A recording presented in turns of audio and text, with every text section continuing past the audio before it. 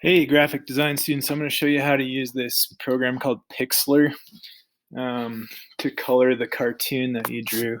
So first of all, just go to Pixlr. It's spelled Pixlr. Just Google that, click on this guy, and then I want you guys to choose Pixlr E rather than Pixlr X. So if you have both of these, they kind of have different functionalities, and Pixlr E is the one that's going to work better for what we're doing.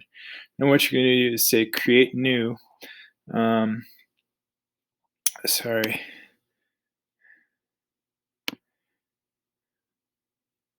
Scratch that. Say open image. And then hopefully you've emailed or somehow sent your a photograph of your drawing to yourself so that you can open on your Chromebook or your computer, whatever you're using for this. So say I choose this old cowboy sketch I drew. This full HD is fine. It reduces the resolution to save space. So you've got your picture on here, and then you notice how I didn't quite go off the edge. You guys can save yourself some time and make sure you go off the edge, and make sure you draw this with something. Hopefully you got a magic marker or a Sharpie or some kind of black heavy marker. If you all you have is a pencil, just draw really dark so that when you color it in, you can differentiate the spaces. But right off the bat, I'm just going to crop mine a little bit so that those are the edges of the document instead, and then I say apply. So when I go to fill some of these things in with the paint bucket tool, you can just choose colors here, whatever color you feel like. Let's see, if I was going to try to do kind of like a skin color, I might start here or something and find kind of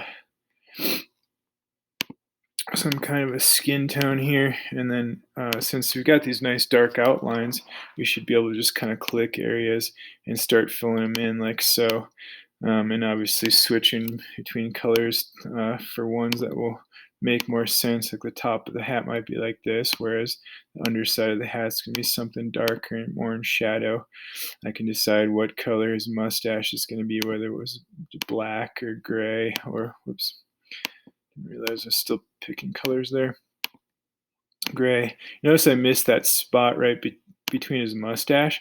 If you come back in the color picker, there is like a little eyedropper thing so you can get the same color back easily like that, just like in Photoshop. So I think you guys will like this software.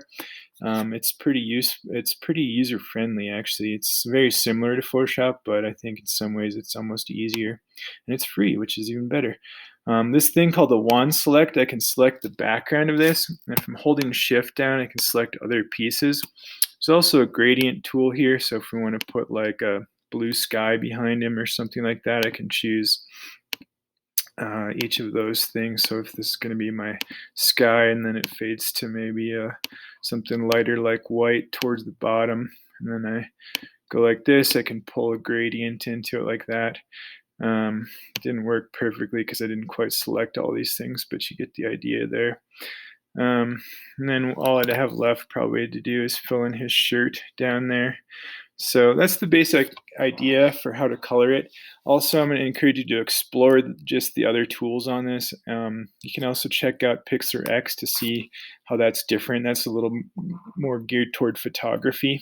But I thought this would be a good kind of continuation of what we started, albeit a little simpler method. And we're starting with traditional media like markers or pencils and that sort of thing. So see what you can come up with. Turn that thing in on Schoology. I forgot to mention how to save it, so I'm going to show you guys to do that.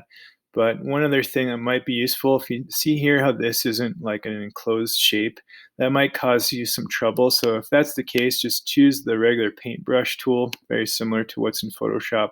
Though I'm using my trackpad, so it's kind of clumsy for me.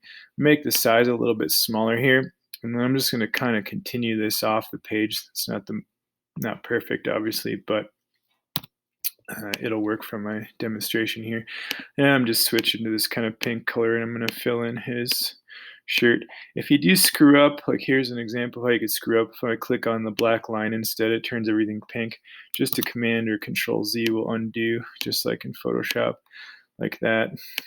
So another thing that you might find useful is Notice how my original Sharpie lines are not as dark as like the black from the Pixlr paint bucket. So I can just click on those black things and kind of make them nicer and darker like that. You just got to be careful, be aware of what's connected to what, because sometimes certain things will make other stuff black like that too. So, if you have one of those paintbrush tablets at home, it might be useful here as well. But it isn't Photoshop. Don't expect it to be. It's not going to be pressure sensitive and that sort of thing. But I think under the circumstances, it's pretty decent for us to be using with this distance learning format. Anyway, when it comes time to save it, just go File, Save, and then you can just do JPEG, high quality, say download, and that should put it on your Chromebook or computer somewhere. And then there it is. I've got this right here. I've got another version that I did earlier when I was just trying it out. So, all right, so post that to Schoology, and you should be all set to get some extra credit. Take care, guys.